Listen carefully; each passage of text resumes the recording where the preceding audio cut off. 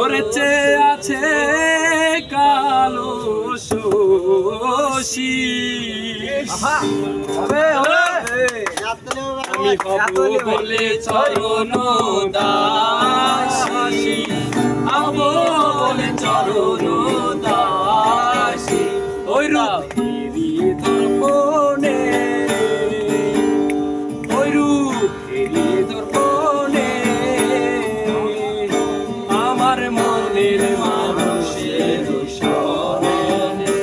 আমার মনের মানুষের সনে মিলন হবে কতদিনে মিলন হবে কতদিনে